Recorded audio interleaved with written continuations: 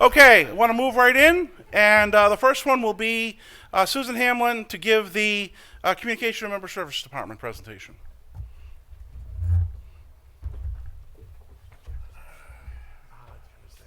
Good morning, everyone. Oh, okay.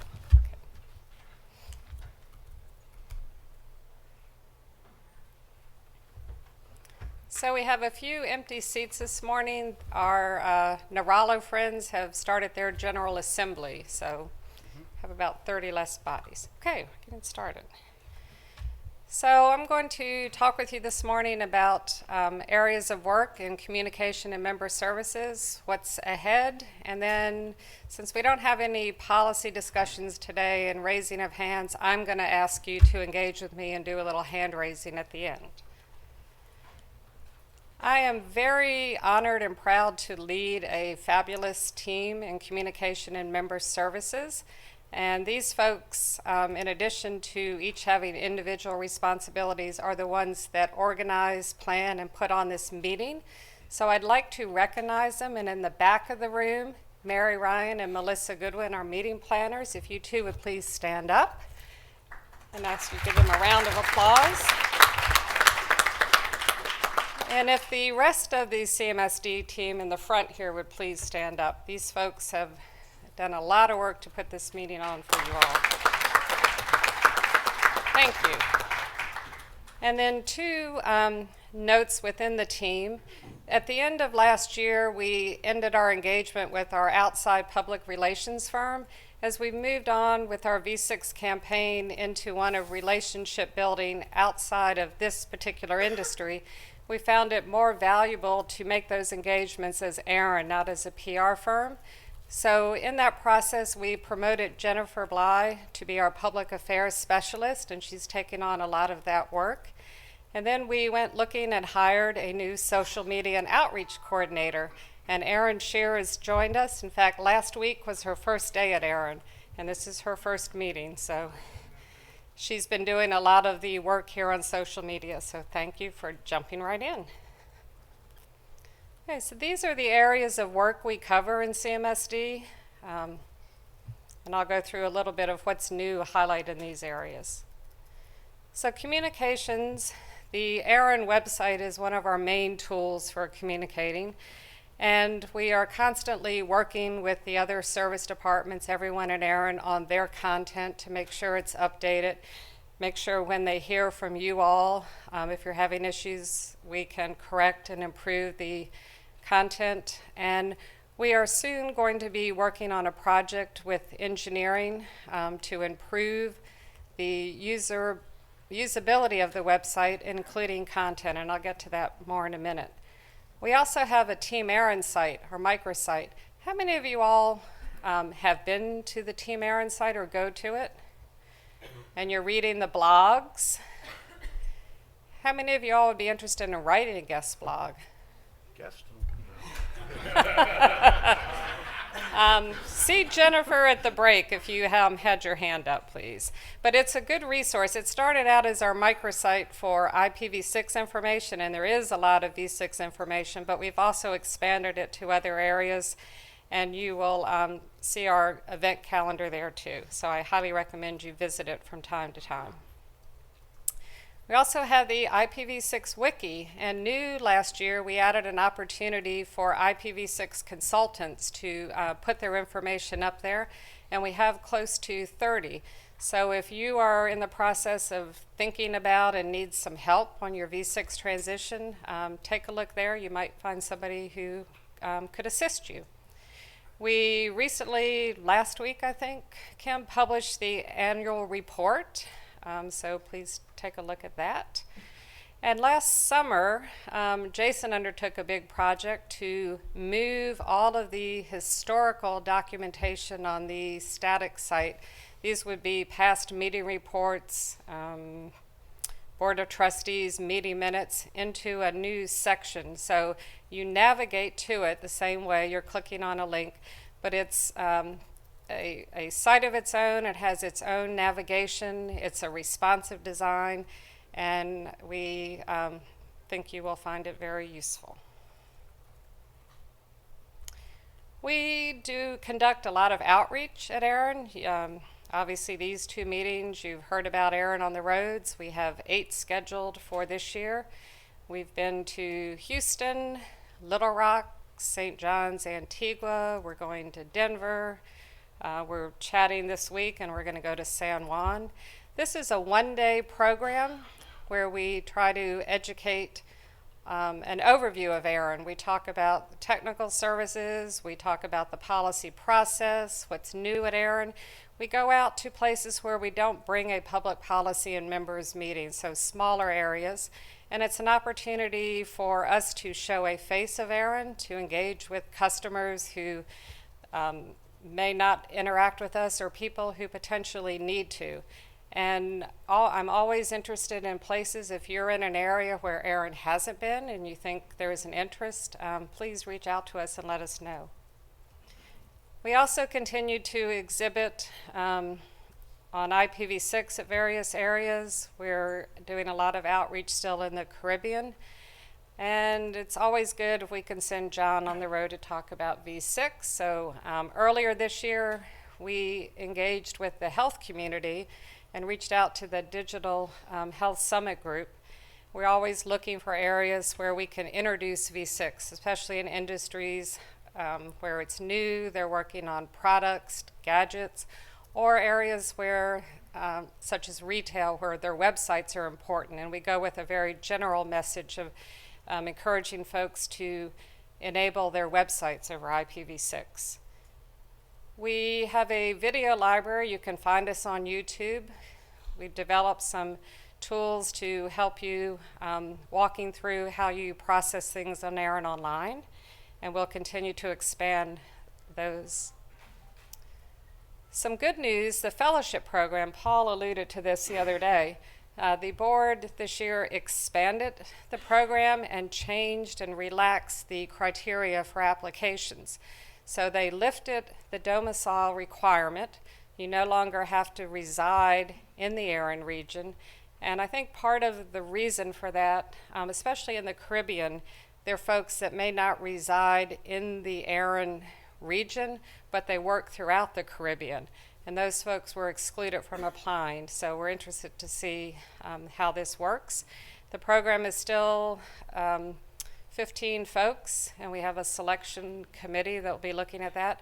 The application process is open for San Jose now until I think the beginning of July. So if you know of anybody, I ask you to pass the word along. And if our fellows would please stand up, if you're in the room. You all have been a terrific group, taken full advantage of the opportunities this week, and I would like everybody to give them a round of applause.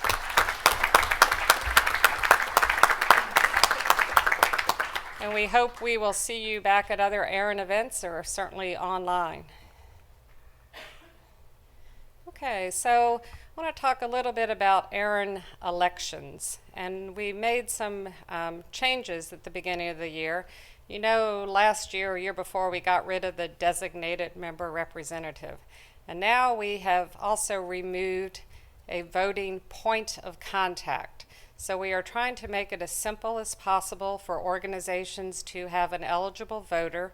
And the voting contact now is simply a web user linked to the organization. So it's no longer a full point of contact in the database.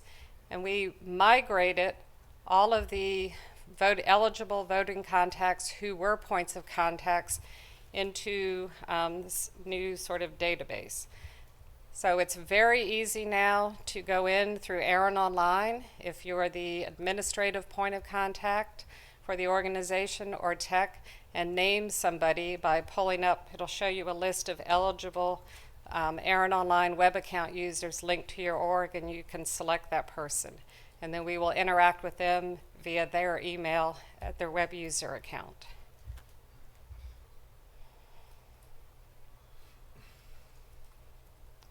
So the other change in elections, the board took a look at the nomination committee charter, and it was revised in January this year. And I'm not going to read through this, but basically they've increased the number of candidates eligible for the board slate, and it also must include a minimum of one non-incumbent candidate. And this was in response to a suggestion from a community member. So Nate was talking about a number of suggestions we completed, not all engineering, and this was one of those. Our work plan for the rest of this year, IPv6 outreach remains at the top of our priorities. We are working internally with some folks in registration services to develop an IPv6 starter guide. We have a lot of information scattered around the website and questions and answers we pick up on the road, and we hope to develop a short, useful guide for folks. Some of you may have been interviewed while here. We are going to update the Going to an ARIN meeting video, so I appreciate those of you who took time to work with our team. And we are working with the engineering department on a new election system for 2018. This year we will continue to use Big Pulse, and you will interact the same way you have in the past couple years. And then the website revamp project. So we are interested in the words on the website, the content. And as part of an overhaul of the site, we are starting a project, and many of you may have picked one of these up at the registration desk. We're looking for volunteers who would be willing to do a short online survey, maybe 20 minutes, where we ask you to put topics into buckets. We're interested in making sure when you go to the ARIN website to look for information, you can actually find it. So we're taking a look at the navigation and how we have content organized. So if you're interested in participating, if you want to pick one of these up, we are just asking you now to fill out a short survey with your name and affiliation, because we'd like to get a cross-section of representation of people looking at the content. Okay, now to the engagement part. I'd like you to raise your hand if this is your second ARIN meeting. Or more? No, your fifth. I'm going in increments. I gotta count. Nobody's been here. 10th. Greater than 10. Sorry. All right, thank you. Would you raise your hand if you're subscribed to the ARIN Announce mailing list? Awesome. Okay. The Public Policy mailing list. The Tech Discuss mailing list. Okay, we have a little work to do there. Have you ever voted in an ARIN election? Any of the three? Yeah. Awesome. Okay. Back when I was, Oh, okay. back when I was on the board. Ever, that's true. Are you here as a representative of a new member organization, meaning your organization received an allocation within the last 12 months? Welcome. I want to talk to you all at break. So as a communications department, we like to know that we are giving you the information you need and want. Enough of it, not too much. When we're out on the road, we often hear, we didn't know you did this, we didn't know about this policy, so we're trying to figure out ways to get more information out. Just curious, how many of you all would be receptive to some kind of quarterly, semi-annual email, news update, or other type from us? Okay. Team, we have new work to do. And then, if you have ideas about how we can improve our community's engagement, how we can bring more people to meetings, how we can see more people on the public policy mailing list, how we can increase voter participation, I would love to hear from you. All of our team would, so catch us at break. And then sort of reiterating what Richard presented the other day, we are very much a service organization, and we're interested in how we can better serve you. So these are some of the ways that you can interact with us, find us, ask questions, in addition to face-to-face. So the ARIN Online, info at ARIN, members, the consultation and suggestion process, and just to remind you, we do have a consultation open right now on CKN 23, no known contact, and it's open until I think the end of May. So if you're interested in that, you'll see an announcement on the website. Join the consultation list and let us know what you think about it. And then the board and advisory council, their emails are online under About Us. They're always receptive to hearing from you. Okay. So with that, take questions. Any questions for Susan?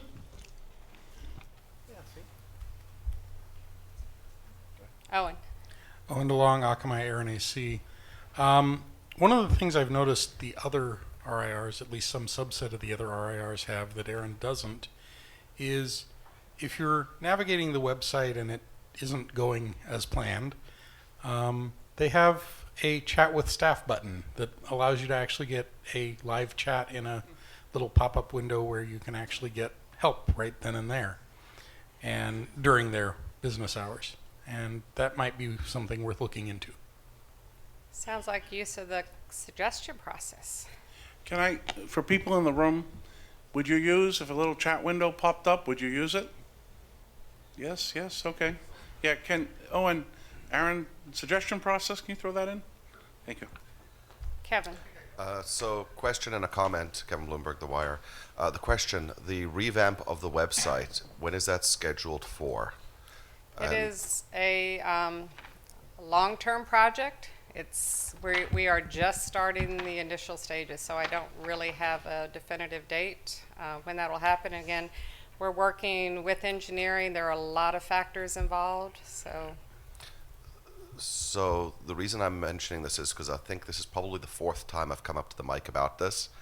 Having a non-responsive website in a mobile world is brutal, especially when I'm at other conferences and I'm trying to pull up information. I would rather see a little less on the ARIN website and it being responsive than you trying to make it perfect.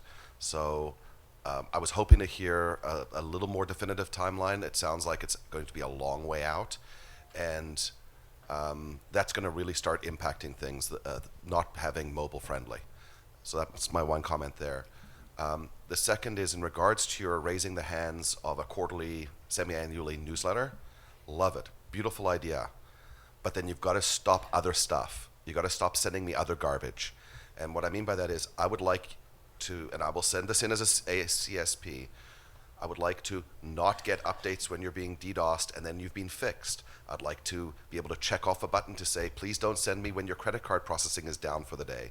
Or, all of the things I really don't care about, because I actually do care about an update from you, Susan, a quarterly update. But the minutia of how ARIN operates on a day-to-day basis, I can't keep up with that. So I'll suggest that, but I'd love it just so that I could select it inside of the system. That's great feedback, Kevin. Regarding, we send a bunch of updates, like, credit card processing's down because our processor's having problems. We send that, we post it on the website, and then we send it to ARIN Announce. You just want us to put it on the website or not tell you at all?